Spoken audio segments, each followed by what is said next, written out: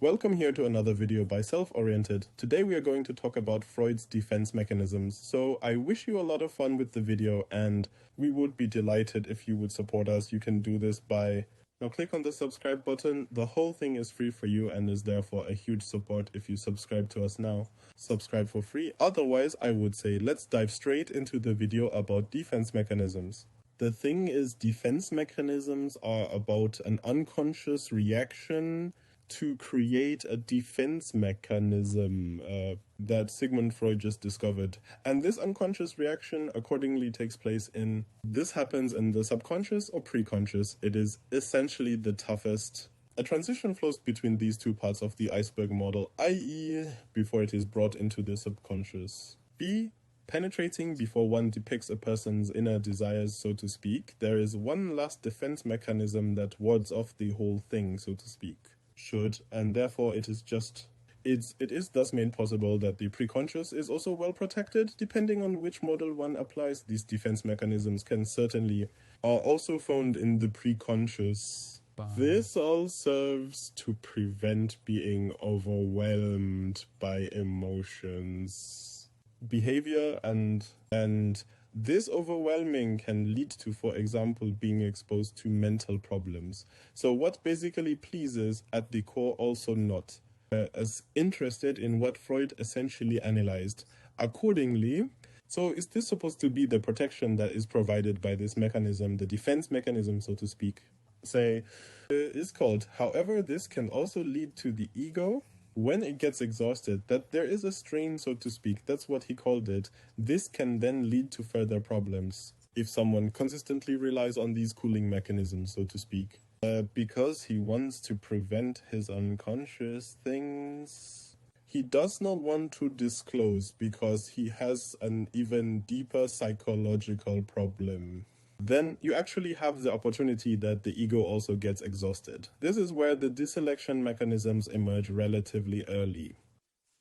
To 6, that means the whole thing is to be set in the third phase of psychosocial development, so to speak, the phallic phase, and is accordingly the core feature of his model of psychosocial development, the various phases, which are then of course also implemented to apply to the other two models, which are very well known from him, so to the 3-instance model and to the iceberg model. Where we also have more videos. If you're interested, feel free to check out our playlist about Sigmund Freud. Otherwise, we now have again 4 examples of defense mechanisms, which will surely interest you again.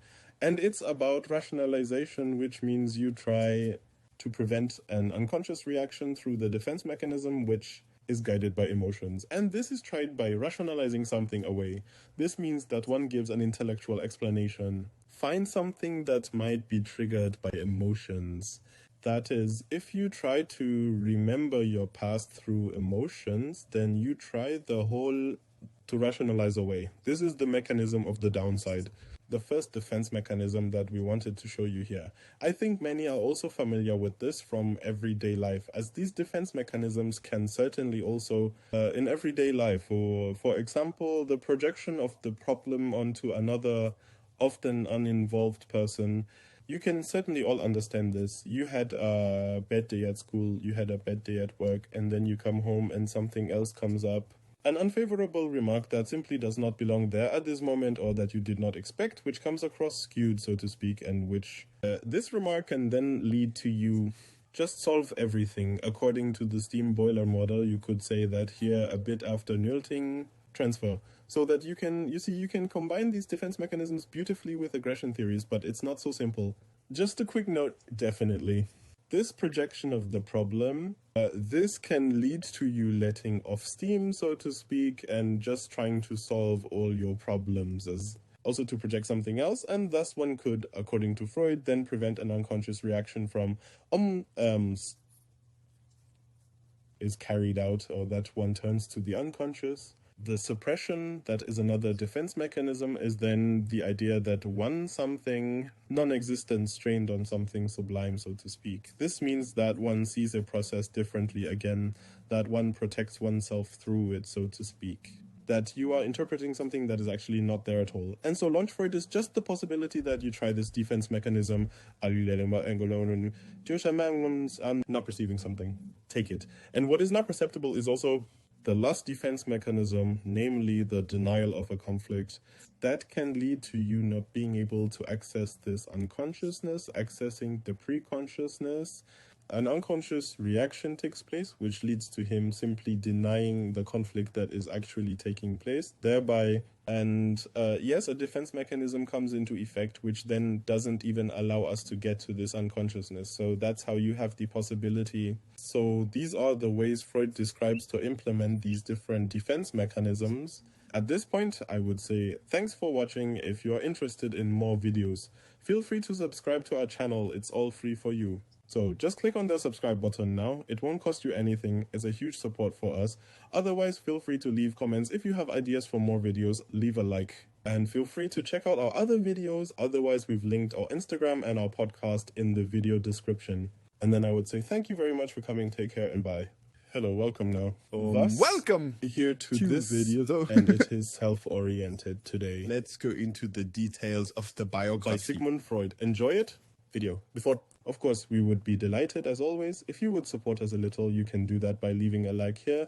Feel free to subscribe to our channel. It's free for you. Just a little support for us. We'd be absolutely thrilled if you now please subscribe. Otherwise, check out the links in the video description. Now, I'd say let's get started with the biography and the exciting part. Sigmund Freud is practically the first of many famous and well-known thinkers, or just simply people who have discovered quite exciting things in psychology. Among other things, he inspired Erikson, but he also inspired his daughter Anna Freud, and thus encouraged to explore further. And his life journey begins on May 6, 1856 in Freiburg. He was born there and lived there for quite a while, relatively happy. Is part of in a barely religious family, and grows up very sheltered, even in an academic household. That is certainly also important. Then, if you look, it is 1873 until 1885, so for 12 years, then just medical studies. He studies, he qualifies, so he becomes a professor as a neuropathologist, so he has a quite impressive life journey ahead of him. Or rather, he embarks on an impressive life journey. 12 years might be long for many current bachelor's, master's, studies can take a long time, but 12 years is the norm for medicine. The habilitation, really a very, very short period of time that he committed there, and accordingly only this time span is very interesting. The more impressive it is that then 1885 and 1886, he discovered the hysterias in women. He then works in the Parisian nerve clinic, which means he travels relatively early and gets quite far. In France, that's where he's working. He's in an intensive care unit and takes a look at everything there. He discovers the hysterias, and this essentially becomes the foundation later for what he will discover later, namely dream interpretation, psychoanalysis, which he will just discovered, and it comes out in 1900. That's probably one of the most important, the works that he manages to produce during this time. Afterwards, quite a few interesting ones follow. Works, very interesting habilitations, a sort of continuation, and the whole thing is then interrupted by the alarming news he receives in 1923, in the year 1923, because with him, cancer diagnosis. And we all know, of course, research was far from advanced back then. How this whole thing is today, it's still a strong and difficult disease. But we see, diagnosed in 1923, he also has, but still fortunately have a relatively long time to live. He lives another 16 years and accordingly becomes very old. He reaches over 80 years old, which of course is a very high age even for that time. He dies in London in 1939. Time game happened, but still very important and basic things. It significantly influences today's lessons as well as today's psychology. When we take a look at 1923 to 1923, he indeed developed the three-instance model.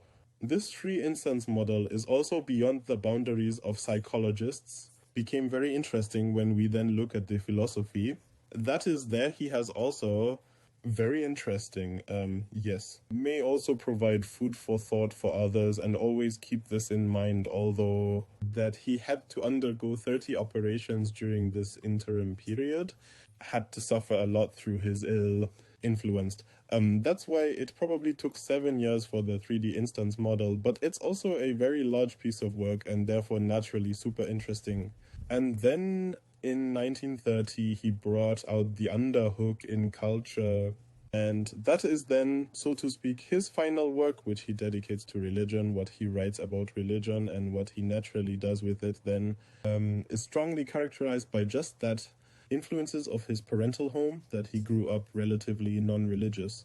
We will look into this later in further videos to educate and delight. If you'd like to follow us on Instagram now, and feel free to check out our podcast. We have a lot for you there. Maybe you are already listening to this as a podcast, because all the episodes that appear here are also always available as a podcast. We would be thrilled if you stop by. Otherwise, that should be all from us for today. Then I would suggest check the links in the video description, enjoy, subscribe to our channel, leave a like. Bye.